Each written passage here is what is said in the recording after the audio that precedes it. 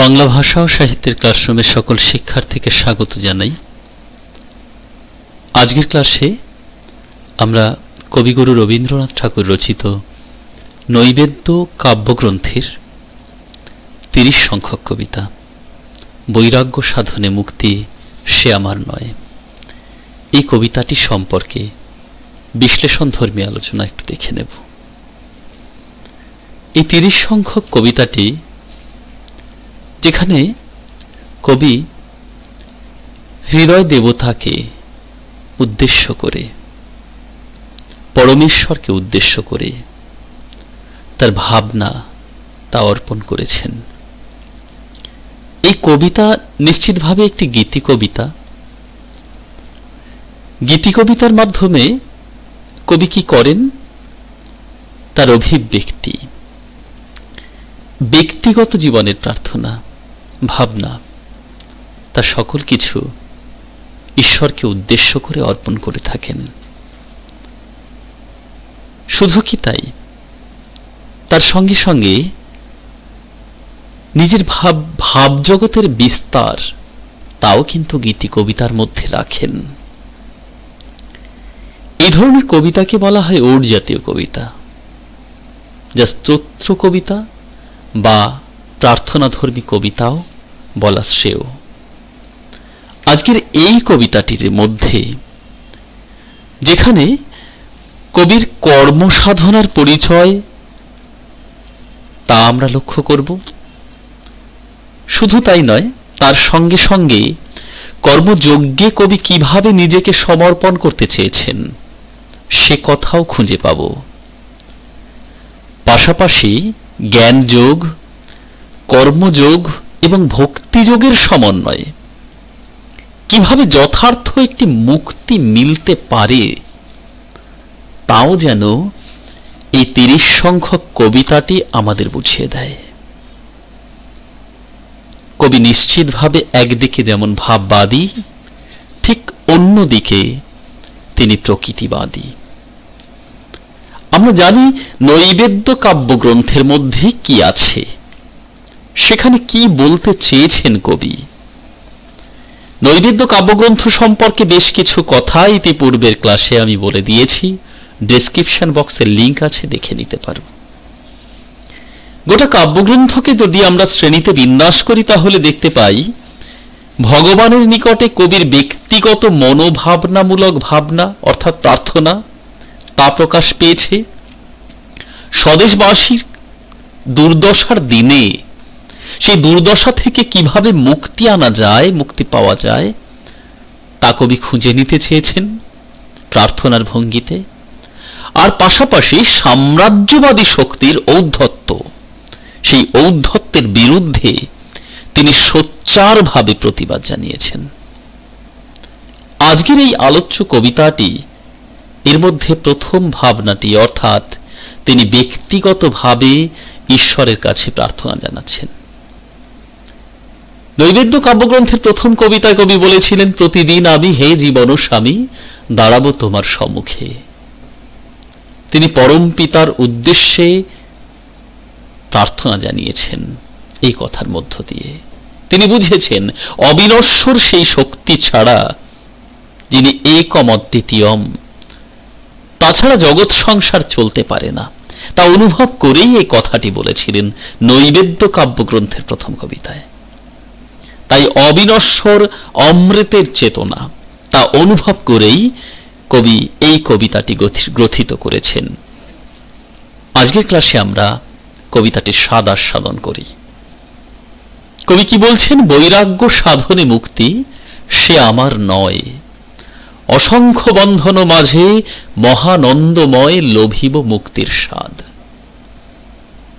বৈরাগ্য সাধনে মুক্তি, সংসারের বন্ধনের দ্বারা আবদ্ধ হয়ে তা থেকে বীতশ্রদ্ধ ভাবে দূরে সরিয়ে রেখে তাকে মুক্তির কামনায় তা ছেড়ে দূরে চলে যাওয়া, কবি বলছেন তা আমার জন্য নয়।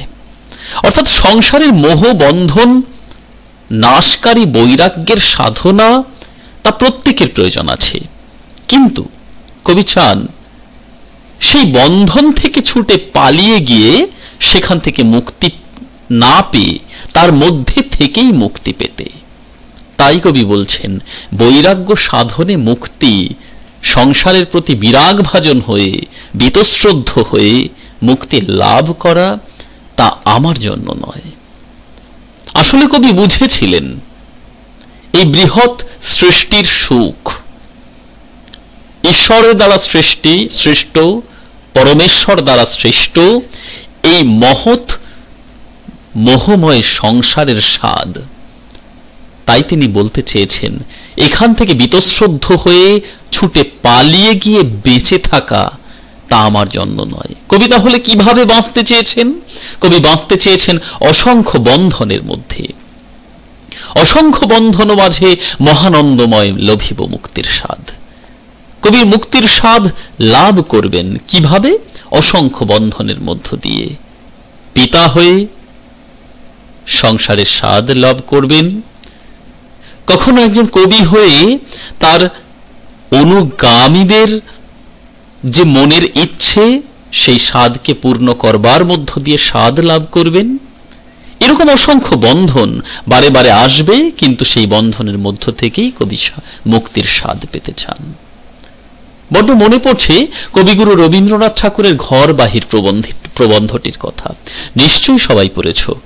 কি ছিল সেখানে? কবি একটা জায়গায় বলছেন যে এখন এত দিন যখন পেরিয়ে গেছে, যখন বৃদ্ধ বয়সে এসে শিশুকালের কথা তিনি লিখছিলেন, সেই বটগাছটির কথা, কিংবা শিশুকালে তিনি কিভাবে সময় কাটাতেন, তখন এই যে এতদিন পার হয়ে আসার পরে তিনি নিজেকে এক বৃহৎ বটবৃক্ষের সঙ্গে তুলনা করেছেন, যেখানে নেমে এসেছে অসংখ্য ঝুড়ি।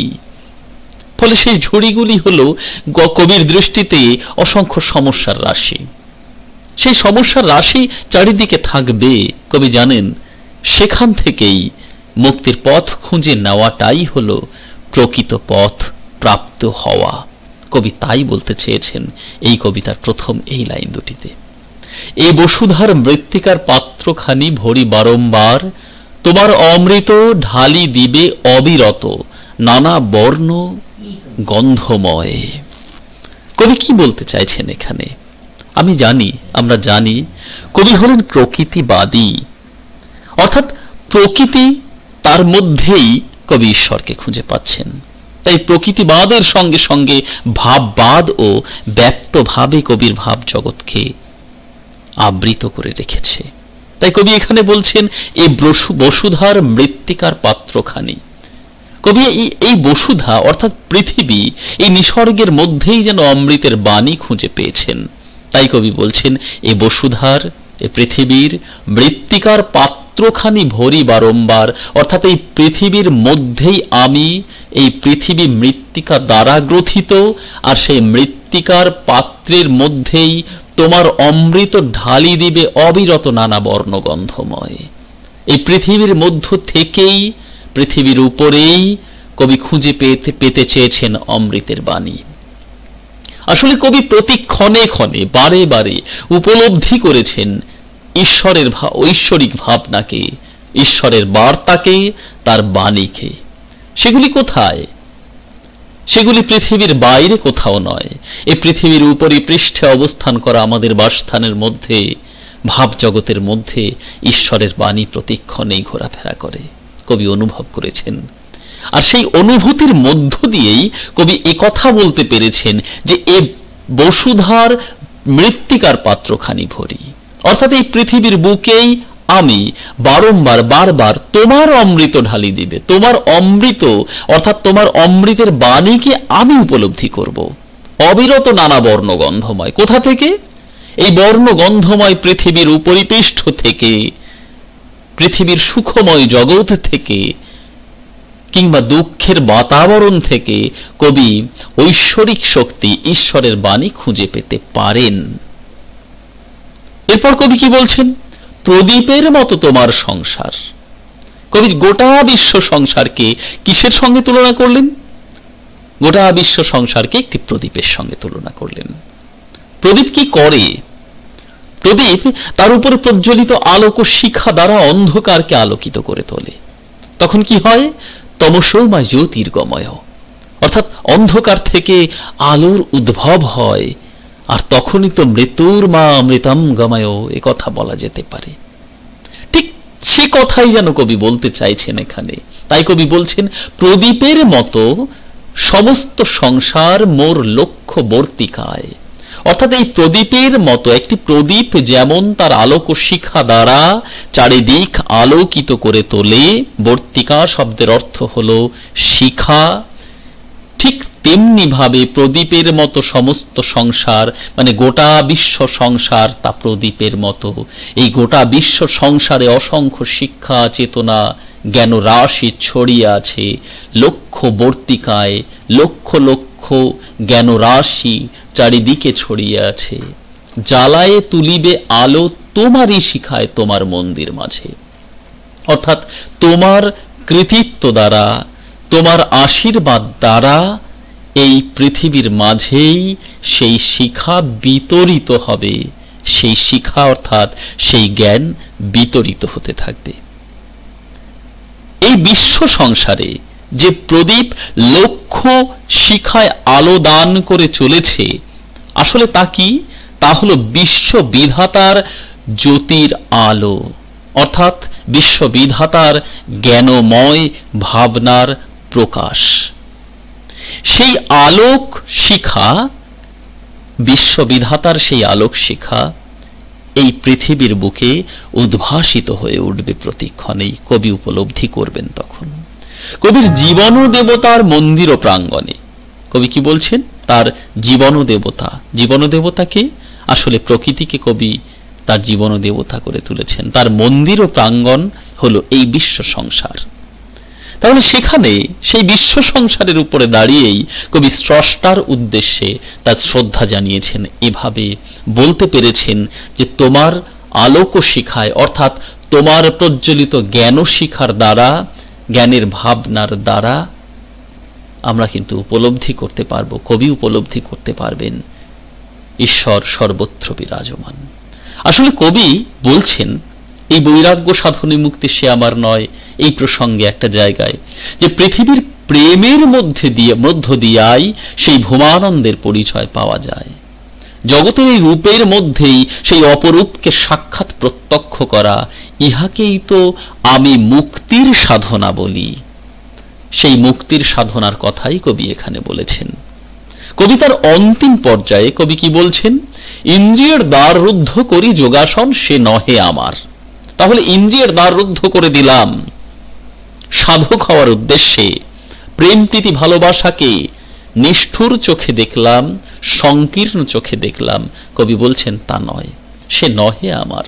ইন্দ্রিয়ের দ্বার রুদ্ধ করে, অর্থাৎ কাম ক্রোধ লোভ মোহ মদ মাৎসর্য এই ষড়রিপুর পথকে অবরুদ্ধ করে আমি যোগাসনে বসে ঈশ্বর উপাসনা করে চললাম, পৃথিবীর পানে না তাকিয়ে, পৃথিবীর রূপ রস গন্ধ স্পর্শ আস্বাদন না করে, তা কিন্তু আমার জন্য নয়। তাহলে কবি কি হতে চাইছেন? যে কিছু আনন্দ আছে দৃশ্যে, গন্ধে, গানে, তোমার আনন্দ রবে তার মাঝখানে। অর্থাৎ কবি এই পৃথিবীর সর্বত্রের মধ্যেই, সর্বত্রই ঈশ্বরকে খুঁজে পেতে চেয়েছেন, অনুভব করেছেন। তাই বলতে পেরেছেন পৃথিবীর সর্বত্র, অর্থাৎ দৃশ্য, গন্ধ, গান, অর্থাৎ সুখ দুঃখ উপলব্ধির মধ্যে ঈশ্বর সত্তা প্রতিক্ষণেই আছেন। তা থেকেই আমরা আনন্দ উপলব্ধি করি, আর সেই আনন্দের মধ্যেই তো ঈশ্বর আছেন। আসলে কবি তো বলতে চেয়েছেন সে কথাই, জগতে আনন্দযজ্ঞে আমার নিমন্ত্রণ। আর সেই আনন্দযজ্ঞে নিমন্ত্রিত হয়ে আনন্দ অনুষ্ঠানে অংশগ্রহণ করে তা থেকে সুখ উপলব্ধি যদি আমরা করতে পারি, সেই উপলব্ধির মধ্যেই ঈশ্বর লুকিয়ে আছেন। অর্থাৎ মন যেখানে ঈশ্বর অবস্থান করেন, রয়েছেন তিনি অমৃত হিয়ার নিভৃত অন্তরালে, সেই ঈশ্বর আনন্দের এক জ্যোতিময় ভাস্বর রূপ। কবি তা উপলব্ধি করেছেন। তাই জগৎ সৃষ্টির মধ্যে যে আনন্দ ঈশ্বর ছড়িয়ে দিয়েছেন, জগৎ পিতা ছড়িয়ে দিয়েছেন, কবি তা প্রতি ক্ষণে ক্ষণে খুঁজে পেতে চান। সেই আনন্দের মধ্য থেকেই কবি বিশ্ব পিতার আনন্দ খুঁজে নিতে চান, বিশ্বপিতাকে অনুভব করে নিতে চান। কবিতার শেষ দুটি লাইনে কবি কি বলছেন? এইভাবে উপলব্ধি করবার পর, আনন্দ উপলব্ধি করবার পর কবি বলছেন, মোহ মোর মুক্তিরূপে উঠিবে জ্বলিয়া। তখন মোহ কি হবে? আমরা জানি ষড়রিপুর মধ্যে একটি রিপু হলো মোহ। মোহ তখন কি হবে? মোহ মুক্তির পথ দেখিয়ে দেবে আমাদের। মোহ কিন্তু আমাদের তখন মুক্তির পথ দেখিয়ে দেবে, আর প্রেম তখন ভক্তি রূপে সুনিশ্চিতভাবে এক পথ নির্দেশ করবে। আসলে আনন্দ জগৎ সংসারের মধ্যে ছড়িয়ে থাকা, তাকে উপলব্ধির মধ্য দিয়ে যদি আমরা ঈশ্বরকে উপলব্ধি করতে পারি, তখন মোহ নামক শব্দের সংকীর্ণতা আমাদের কখনোই ছোঁয় না। মোহ নামক শব্দের সংকীর্ণতা যদি আমাদের তখন না ছোঁয়ে, নিশ্চিতভাবে তখন সেই আনন্দ, সেই প্রেম তা মুক্তির পথ বাতলে দেয়। কবি তাই বলতে চাইছেন। তাই মোহ তখন সংকীর্ণতার আবর্তে গড়ে ওঠা কোনো মোহজাল রূপে অবস্থান করে না, মুক্তির পথ রূপে উন্মোচিত হয়। আর প্রেম তখন ভক্তির আদর্শ রূপে প্রকাশ পায়। আর বিশ্ব সৃষ্টি তখন এ দুলোক মধুময়, মধুময় পৃথিবীর ধুলি অন্তরে নিয়েছি আমি তুলি, তা হয়ে ওঠে। কবি তো তাই তখন বলেন এ কথাই, এ দুলোক মধুময়, মধুময় পৃথিবীর ধুলি অন্তরে নিয়েছি আমি তুলি। নিশ্চয়ই তোমরা বুঝতে পেরেছ কবিতাটির মর্মার্থ কি। এই কবিতাটি থেকে যে প্রশ্নগুলি হয় তা হলো মূলত তাৎপর্য বিশ্লেষণমূলক। তোমরা সেগুলো দেখে নিও। যেমন ধরে নাও, প্রথম অংশে বৈরাগ্য সাধনে মুক্তি সে আমার নয়, অসংখ্য বন্ধন মাঝে মহানন্দময় লোভিব মুক্তির স্বাদ। এই অংশটি থেকে যদি প্রশ্ন হয়, তাহলে তোমরা তাৎপর্য বিশ্লেষণ হয়, তাহলে তোমরা নিশ্চয়ই কিভাবে লিখবে বুঝতে পেরেছ।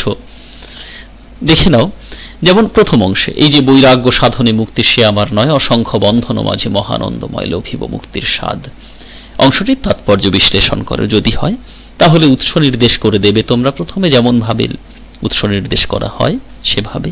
তারপর তোমরা দ্বিতীয় অংশে আসবে, তখন লিখবে কবিগুরুর সৌন্দর্য সন্ধানী একজন কবি, পার্থিব সৌন্দর্যের সীমার মধ্যেই তার অরূপ দর্শন।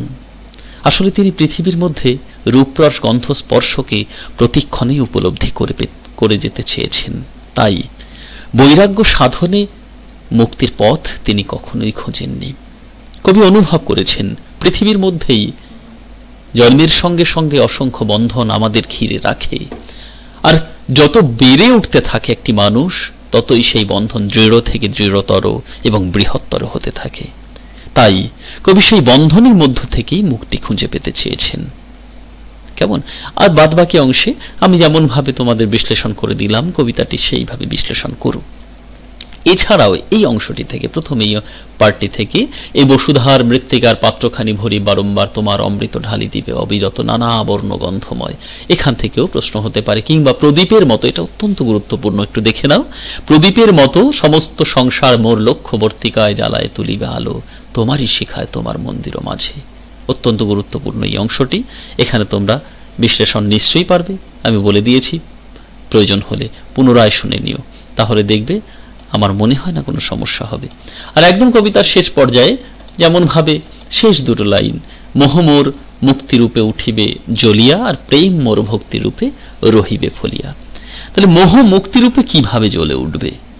আর জ্বলে উঠলে তখন কি হয়? যেমন ধরে নাও সোনা, সোনার মধ্যে যদি খাদ মেশানো থাকে, সেই খাদকে আলাদা করে কি করে একজন স্বর্ণকার? তার মধ্যে অগ্নি সংযোগ করে। আর অগ্নি এমন এক বিষয় যে প্রত্যেকটি বস্তুকে তার সঠিক রূপে ফিরিয়ে দেয়। তাই সোনা তখন কি হয়? সোনা যখন অগ্নি সংযোগ করা হয়, সেখান থেকে খাদগুলো পুড়ে বাদ হয়ে যায়। মোহ মোর মুক্তিরূপে উঠিবে জ্বলিয়া, আর মোহ যখন মুক্তিরূপে জ্বলে উঠবে, তখন মোহ বিচ্ছুরিত হয়ে দূরে সরে যাবে, মুক্তির পথ উদ্ভাসিত হবে। কবি এ কথাই বলতে চেয়েছেন। আর প্রেম তখন সেই মুক্তির পথকে এগিয়ে নিজ, প্রেম এসে তখন মুক্তির পথে আমাদের পরিচালিত করতে সাহায্য করবে। আর প্রেমের মধ্য থেকেই তো আমরা মুক্তির পথ খুঁজে পাই। কবি সে কথাই বলতে চাইছেন এখানে। যাই হোক, এই দুটো লাইন থেকেও প্রশ্ন হতে পারে তাৎপর্য বিশ্লেষণমূলক। নিশ্চয়ই কবিতাটির বিশ্লেষণ তোমাদের সকলের ভালো লেগেছে। সকলকে ধন্যবাদ। আগামী ক্লাসের জন্য অপেক্ষা করো। আর একটু সংযোগ করে দিয়ে সঙ্গে যদি মনে হয় কোনো ক্লাসের প্রয়োজন আছে তাহলে কমেন্ট বক্সে লিখতে ভুলো না।